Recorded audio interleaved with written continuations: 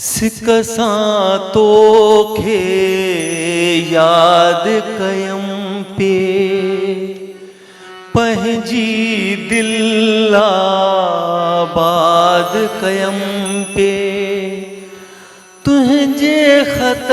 अजु खुशी वधाई प्रेम जी पतरी तुझी आई प्रेम जी पतरी तुझी आई सिकसां तोखे याद कयम पे पंहिंजी दिल आबाद कयम पे तुझे ख़त अजु खुशी वधाई प्रेम जी पतरी तुझी आई प्रेम जी पतरी तुझी आई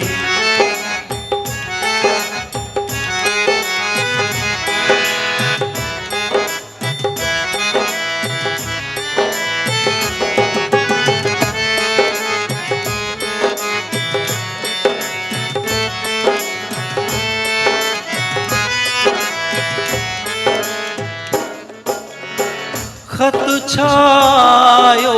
जण तूं आए मूं वठ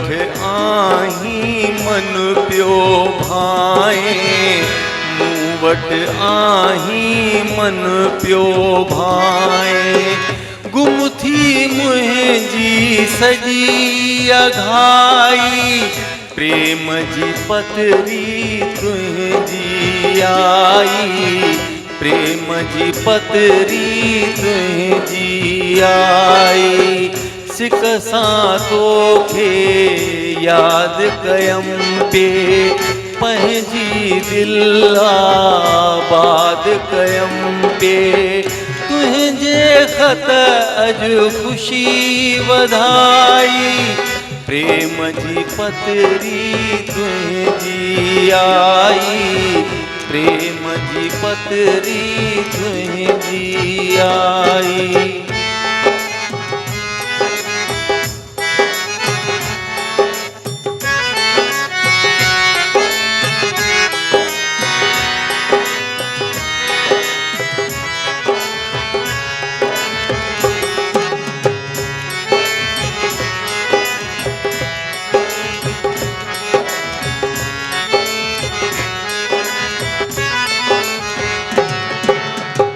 साहसां पतरी सांढींदुसि मां हर हर तंहिंखे वाचींदुसि मां हर हर तंहिंखे वाचींदुसि मां साहसां पतरी सांढींदुसि मां हर हर तंहिंखे वाचींदुसि मां हर हर तंहिंखे वाचींदुसि मां तंग कंदी ना मूं तन्हाई प्रेम जी पतरी तुझी आई प्रेम जी पतरी तुझी आई सिकसां तोखे याद कयम पे पंहिंजी दिल आबाद कयम पे तुझे ख़त अजु खुशी वधाई प्रेम जी पतरी तुझी आई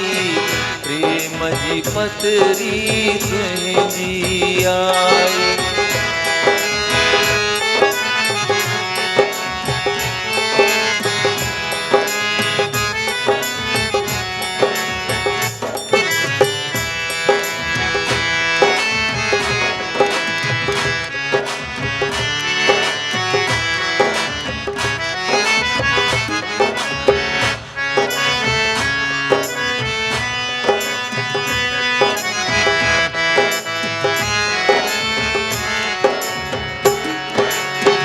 वरी जॾहिं तुंहिंजो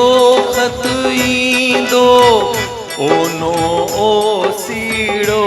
गुम थींदो ओनो ओसीड़ो गुम जॾहिं तुंहिंजो ख़त ईंदो ओनो ओसीड़ो गुम थींदो ओनो ओसीड़ो गुम थींदो अंग अंग ईंदी सरहाई प्रेम जी पतरी तुंहिंजी आई प्रेम जी पतरी तुंहिंजी आई सिक सां तोखे यादि कयमि पे पंहिंजी दिलि आबाद कयमि पे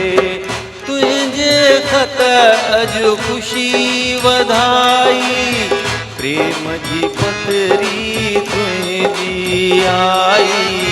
प्रेम जी पतरी तुंहिंजी आई प्रेम जी पतरी तुंहिंजी आई प्रेम जी पतरी तुंहिंजी आई। आयो लाल सभई चओ झूलेलाल।